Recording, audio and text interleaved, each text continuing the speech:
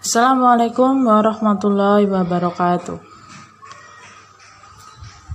Hari ini kami dari kelompok 6 akan mempresentasikan tentang Pegadaian Syariah.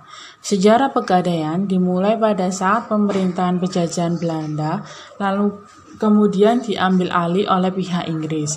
Pada saat itu, praktek Pegadaian banyak sekali mengalami penyelewengan, sehingga praktek Pegadaian sempat beberapa kali berubah metode atau pola.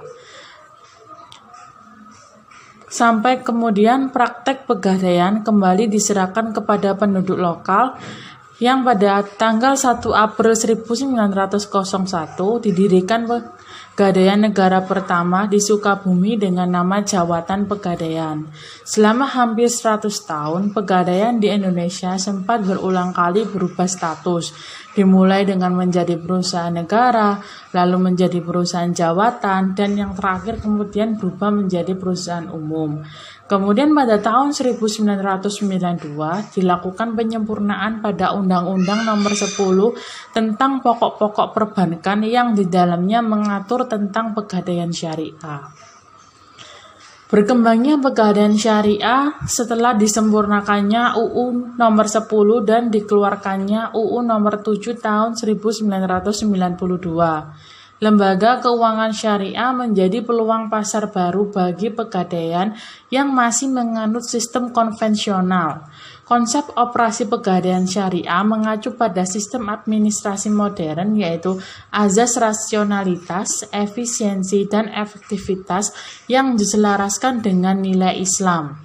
Pegadaian Syariah pertama kali berdiri dengan nama Unit Layanan Gadai Syariah di Jakarta pada Januari 2003, yang kemudian disusul dengan pendirian ULGS di Surabaya, Makassar, Semarang, Surakarta, dan Yogyakarta di tahun yang sama. Gadai Gadai menurut Kamus Besar Bahasa Indonesia berarti meminjam uang dalam batas waktu tertentu dengan menyerahkan barang sebagai tanggungan atau jaminan. Jika telah sampai pada waktunya dan barang yang dijaminkan tidak ditebus, maka barang jaminan tersebut akan menjadi hak pemberi pinjaman. Dalam Islam, kata gadai memiliki dua arti, yaitu al-rahan dan al-habsud.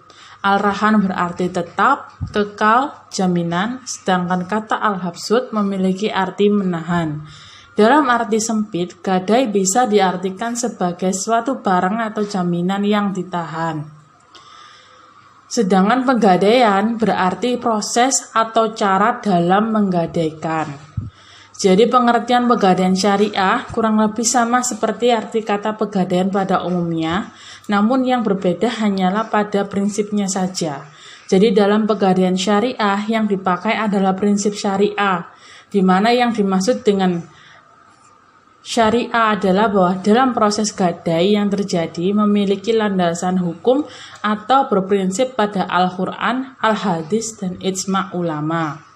Menurut Imam Taqiyuddin Abu Bakar Al-Husaini, mendisikan bahwa al-rahan adalah menyerahkan barang jaminan yang dimiliki dan berpindah kepemilikannya itu ketika rahin penerima hutang tidak mampu membayar dalam jangka waktu yang telah ditentukan.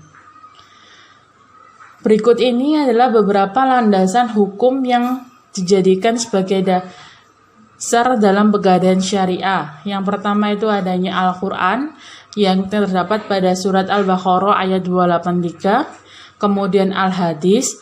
Di sini kami hanya menyebutkan 3 saja, yaitu hadis dari Aisyah radhiyallahu anha, hadis dari Anas bin Malik radhiyallahu anhu, hadis dari Abu Hurairah radhiyallahu anhu.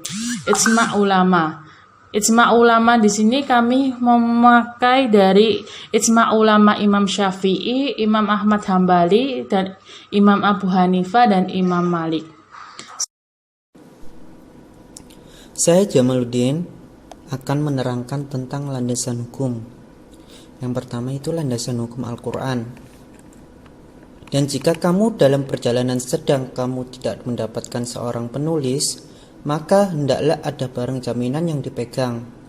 Tetapi jika sebagian kamu mempercayai sebagian yang lain, hendaklah yang dipercayai itu menunaikan amanatnya atau utangnya. dan hendaklah dia bertakwa kepada Allah Subhanahu wa taala Tuhannya. Dan janganlah kamu menyembunyikan kesaksian, karena barang siapa yang menyembunyikan, sungguh hatinya kotor, berdosa. Allah Maha mengetahui apa yang kamu kerjakan. Quran Surat Al-Baqarah ayat 283. Pengertian yang dapat diambil dari ayat di atas adalah Allah memerintahkan pada seseorang yang mengadakan perjanjian utang piutang dengan orang lain yang tidak mampu menulis sendiri, maka hendaknya orang yang berutang memberikan sesuatu barang yang berharga yang dimilikinya sebagai jaminan atas hutangnya. Hal ini dapat dimaksudkan agar orang yang berutang tidak akan mengalami kerugian. Dari pengertian ini bisa disimpulkan, jika barang jaminan bukan hanya alat untuk mengikat utang piutang semata, tetapi juga berfungsi sebagai pemberi kepercayaan, keamanan, dan ketentraman. Landasan hukum al-hadis. Hadis dari Aisyah radhiyallahu an. Rasulullah shallallahu alaihi wasallam pernah membeli makanan dari seorang Yahudi dengan cara menangguhkan pembayarannya. Lalu beliau menyerahkan baju besi beliau sebagai jaminan. Diriwayatkan oleh Imam Muslim. Hadis dari Anas bin Malik radhiyallahu an. Dari Anas, Rasulullah telah meragukan baju besi beliau kepada seorang Yahudi di Madinah. Sewaktu beliau mengutang syair gandum dari orang Yahudi itu untuk keluarga beliau. Diriwayatkan oleh Ahmad Bukhari, Anas, dan Ibnu Majah. Dari dua hadis di atas bisa diketahui jika Rasulullah Shallallahu Alaihi Wasallam pernah melakukan praktik al-rahn dengan menjadikan baju besinya sebagai jaminan untuk mengutang gandum. Berikutnya landasan hukum ijma ulama. Terdapat beberapa hadis yang menjelaskan tentang hukum gadai. Beberapa hadis tersebut menjelaskan tentang pemanfaatan barang yang boleh dimanfaatkan oleh murtahin atau kreditur. Namun sebagian yang lain mengatakan jika barang jaminan bisa dimanfaatkan atas izin dari rohin atau debitur. Hal ini tentunya menimbulkan pro dan kontra di antara pro ulama, sehingga kemudian dibagikan para ulama ini ke dalam dua kelompok sesuai dengan pendapat dan pemahaman mereka tentang hukum gadai. Yang pertama, kelompok yang membolehkan memanfaatkan barang jaminan. Ulama yang membolehkan dimanfaatkannya barang jaminan adalah Imam Syafi'i dan Imam Ahmad Hambali. Dasar dari pendapat ini adalah hadis yang berbunyi, yang pertama, telah meriwayatkan kepada kami Nabi Muhammad bin Mugatil mengabarkan kepada kami Abdullah bin Mubarak mengabarkan kepada kami Zakaria dari Sya'bi dari Abu Hurairah dari Nabi Shallallahu Alaihi Wasallam bahwasannya beliau bersabda, kendaraan dapat digunakan dan hewan ternak dapat pula diambil manfaatnya apabila digadaikan. Penggadaian wajib memberikan nafkah dan penerima gadai boleh mendapatkan manfaatnya. Hadis radhiyallahu an Al-Bukhari dari Abu Hurairah radhiyallahu an, ia berkata, Rasulullah bersabda, apabila ada ternak dijaminkan, punggungnya boleh dinaiki oleh murtai karena ia telah mengeluarkan biaya menjaganya. Apabila ternak yang digadaikan, susunya yang deras boleh diminum karena ia telah mengeluarkan biaya perawatannya. Hadis radhiyallahu Abu Hurairah. Yang kedua, kelompok yang melarang dimanfaatkannya barang jaminan. Ulama yang berpendapat jika barang jaminan dilarang untuk dimanfaatkan adalah Imam Hanafi dan Imam Malik. Dasar dari pendapat ini adalah hadis yang berbunyi, Abu Hurairah radhiyallahu an berkata bersabda Rasulullah shallallahu alaihi wasallam, barang gadai itu tidak dimiliki oleh penerima gadai, baginya keuntungan atas kerugian. Hadis dari Hakim. Di slide ini saya akan menjelaskan tentang rukun gadai. Rukun gadai yaitu proses menggadaikan suatu barang akan menghasilkan suatu akad atau perjanjian. Dan dalam perjanjian tersebut haruslah memenuhi rukun gadai syariah. Yang diantaranya adalah yang pertama ada al-rohan atau rohin atau yang disebut dengan debitur, penerima utang atau kata lainnya si penggadai tersebut. Yang kedua ada al-murtadid atau murtahin atau si pemberi hutang atau yang disebut kata lain yang penerima gadai. Yang ketiga ada almarhun atau barang yang digadaikan itu sendiri. ada almarhum bin atau utangnya. Yang terakhir ada singhat atau ijab dan qabul perjanjian tersebut.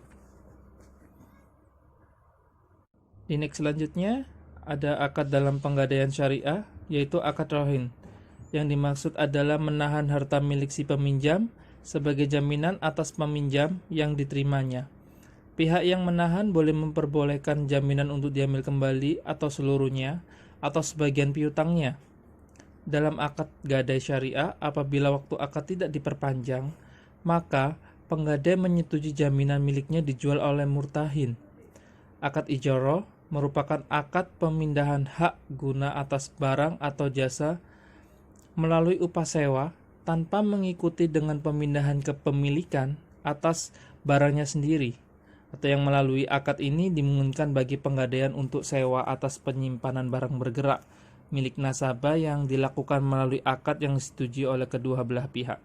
Di next selanjutnya kita ada syarat dalam penggadaian, yaitu yang pertama rohin atau murtadin harus mubalik atau yang sudah berakal. Syarat syait yaitu syarat khusus yang bisa melancarkan akad gadai atau bahkan membatalkannya. Yang ketiga syarat mahrun bin atau yang utang itu sendiri. Dan yang terakhir syarat marhun. Mekanisme operasional penggadaian syariah. Mekanisme perjanjian gadai dapat dirumuskan apabila telah diketahui beberapa hal yang terkait di antaranya. Yang pertama, syarat rahin atau dan murtadin itu sendiri. Yang kedua, syarat marhun dan hutang, kedudukan marhun, resiko atau kerusakan marhun, pemindahan milik marhun, perlakuan bunga dan riba dalam perjanjian gadai, pemungutan hasil marhun, biaya pemeliharaan marhun, biaya pembayaran hutang dari marhun, dan hak atas marhun itu sendiri. Kategori barang gadai atau marhun. Jenis barang yang dapat digadaikan sebagai jaminan adalah semua jenis barang bergerak dan tidak bergerak yang memenuhi syarat sebagai berikut, yaitu benda tersebut bernilai dan menunjukkan hukum syar'i atau hukum syara ya. Dan kedua, benda berwujud pada waktu perjanjian itu terjadi. Yang ketiga, benda diserahkan seketika kepada murtahin itu. Syarat yang selanjutnya adalah berakhirnya akad ran. Dapat disimpulkan bahwa akad ran akan berakhir dengan hal-hal sebagai berikut. Yang pertama, barang telah diserahkan kembali kepada pemiliknya. Yang kedua, rahin membayar hutangnya. Yang ketiga, dijual dengan perintah hakim atas perintah rahin. Yang keempat, pembebasan hutang dengan cara apapun meskipun tidak ada persetujuan dari pihak hakim. Selanjutnya, ada perbedaan pegadaian syariah dengan pegadaian konvensional. Yang pertama, pegadaian syariah dengan pegadaian konvensional.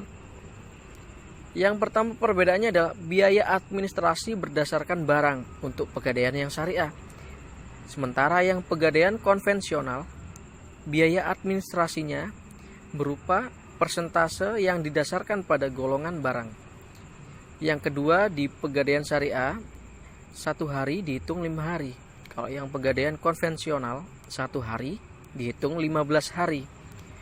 Untuk perbedaan yang ketiga, jenis simpanan berdasarkan simpanan. Untuk yang pegadaian konvensional, sewa modal berdasarkan uang pinjaman. Untuk yang keempat, apabila pinjaman tidak dilunasi, barang jaminan akan dijual kepada masyarakat.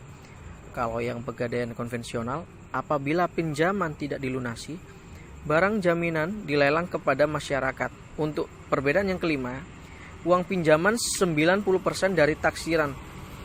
Untuk yang pegadaian konvensional, uang pinjaman untuk golongan A 92%, sedangkan untuk golongan B, C, D 88% sampai 86%.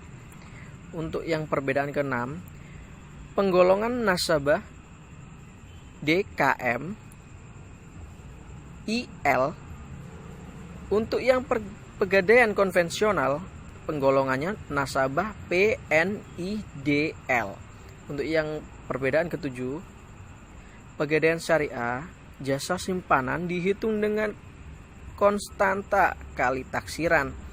Kalau yang pegadaian konvensional, itu sewa modal dihitung dengan persentase dikali uang pinjaman. Untuk yang ke-8, maksimal jangka waktu 3 bulan.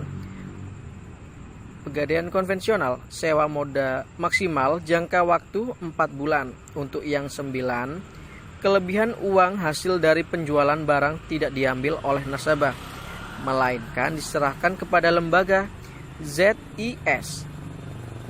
Untuk perbedaan yang ke-9 di pegadaian konvensional, yaitu kelebihan uang hasil lelang tidak diambil oleh nasabah, melainkan menjadi milik pegadaian.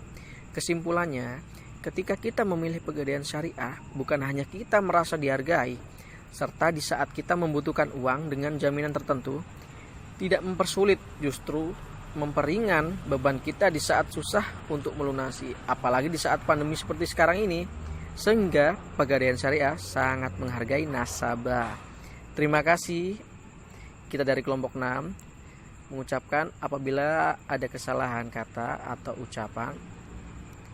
Semoga bermanfaat serta berguna untuk wawasan